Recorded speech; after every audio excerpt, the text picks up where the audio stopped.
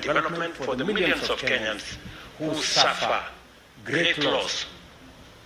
They are excluded from formal borrowing, and they are also excluded from many other things. Some people lose jobs, some people lose opportunity to be hired, because when they are asked to bring their credit listing status, if you are blacklisted, then you are told you are not a very good person.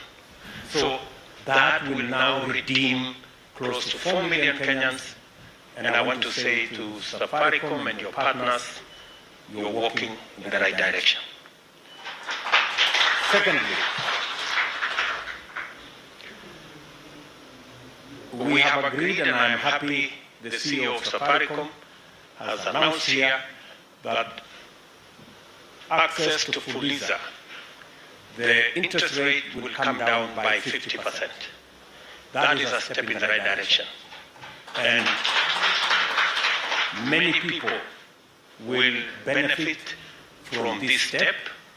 I am very confident that we can do more and we can do better.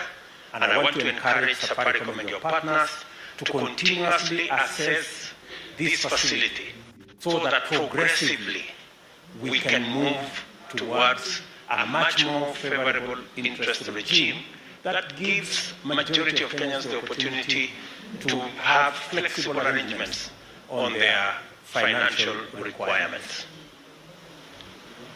I also want to say the following, that Fuliza is addressing a certain category of borrowers on short term.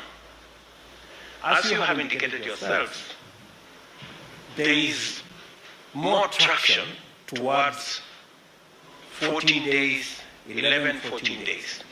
It should speak to you that you need to think about other instruments and other facilities that should be able to take care of a slightly longer term borrowers.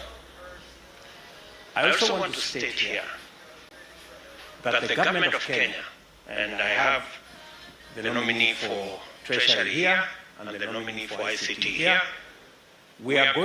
these two gentlemen will be working with you in the financial fintech space, because we want to work on credit, especially for our micro, small, and medium enterprises. That is the space where we have the largest opportunity. That is the space that employs almost 80% of our population, and yet they are constrained by access to credit. I have listened to many of them in the campaign trail.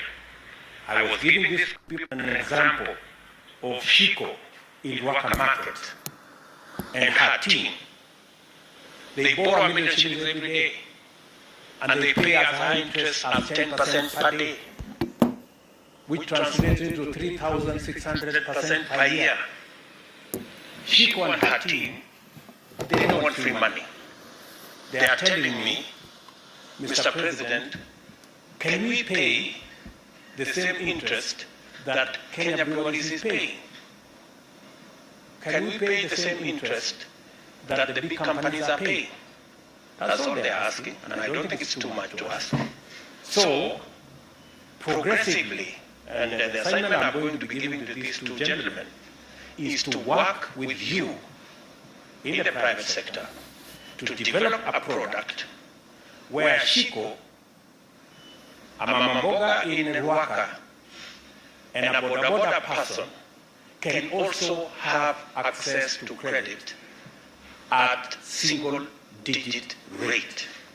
And I am willing to work with you in a public-private arrangement so that we can mitigate some of the risks that come with lending to that category of Kenyans.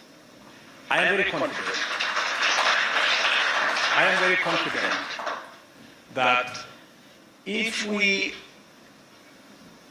give Shiko and her team, and many of them in Kenya, the opportunity to borrow at single-digit interest rate, they can double, if not triple, their business. And it is good for everybody. It is good for the fintech companies, it is good for the banks, it is good for the taxpayer, it's good for the taxman, and it's also good for me. So I think we can have a win-win. I think it's good. We're going to have a win-win arrangement. So in the short term, the assignment Eliud Owalo and my good friend Professor Njuguna will have is to structure with yourselves the Hustler Fund. We are ready to commit public resources to underwrite some of the risks so that chamas, cooperatives, SACCOs can access credit at single-digit interest rate. This is the future we are looking at. And from where I sit, we can make it a reality in a very short time. Secondly, in this space, we should also, and I have heard from NCBA, we should also find the model that encourages savings. Borrowing functions best when we have savings, because you cannot borrow what you don't have. And we have continuously borrowed the savings of others, and that is why we are becoming slaves to our lenders. It is time every Kenyan, and with other sectors, including NSSF and other financial instruments, to make sure that we take our savings from the current maybe 9, maybe 10% of GDP to 20, 25% of GDP. That way, we can have not just a secure present, but we can also have secure or ensure our future. I am looking forward to working with all the actors in this space to ensure that we build our savings culture and our borrowing must not only be responsible, but it must also be affordable. I like the words the Governor said here about affordability. That way, we can spur the activities of many of our micro, small enterprises who are struggling today, not because their enterprises cannot do well, but they are limited by access to credit and access to financing for what they want to do. We will also be working on ensuring that our stock exchange also works better. It can also be another source of making sure that we can raise resources that can help build our enterprises.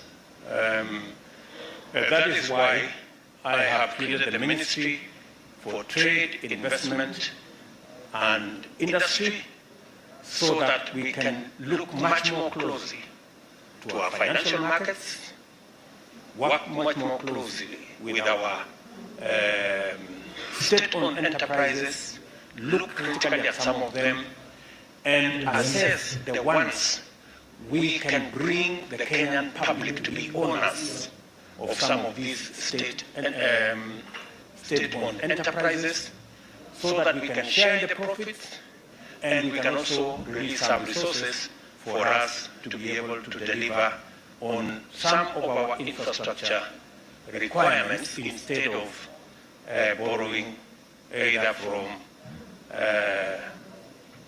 the market locally or borrowing from the external market. We will be working together in this space, and I know I've disturbed the governor a lot with many telephone calls, but I appreciate that he's been forthright and a gentleman.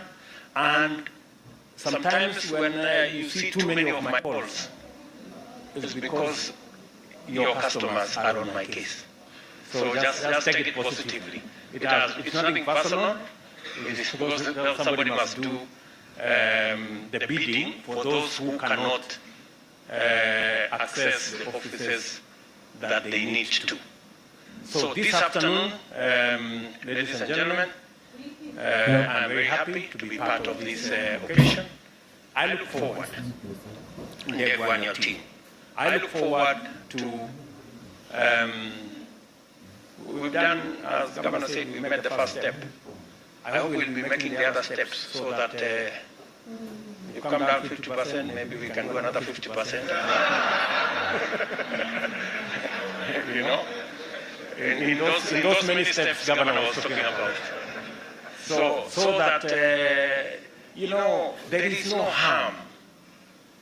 We've already set a record for ourselves. M-Pesa in itself is a Kenyan innovation that has really taken the world by storm. Why don't we try another feat that is not only giving us financial inclusion, it is giving us affordable credit. You know, we can begin to walk that journey. And I think you yourselves have seen the value of scale. M-Pesa was 600,000 people. Now it is 20 million, 31 million, you see. So, and you're making more money with charging less than you are making charging more with few people. So I think this is I'm not teaching you what, you know better than me. So I will encourage you to walk that journey. Governor, please explain to our good friends in the CRB space that we do not, it's not our position that we are against CRBs, no. Our position is that we should change the model of listing so that we do not make it an all or nothing, and we do not criminalize, and we do not unfairly disadvantage borrowers, but we give them an opportunity to be listed, to be scored, so that we have a graduated list that people can work their way up. So let me say I am happy to be part of this very important step in our country, and I look forward to working with you, making credit for millions of citizens accessible. My two friends here will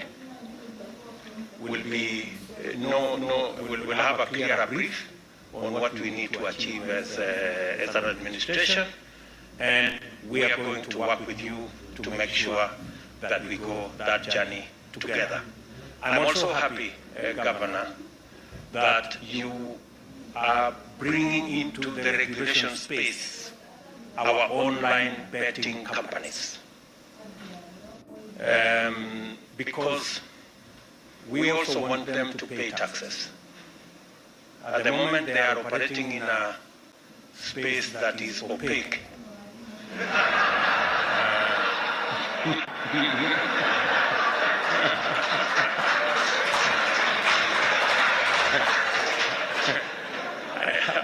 I know opaque has many connotations lately, and not very positive ones, but that space needs much more clarity, and I am happy that Central Bank of Kenya is taking steps to bring the actors in the online betting space to regulation, so that we can make them much more accountable, and they can also support us build this country by everybody paying their piece and paying their taxes, so that we can develop the country together.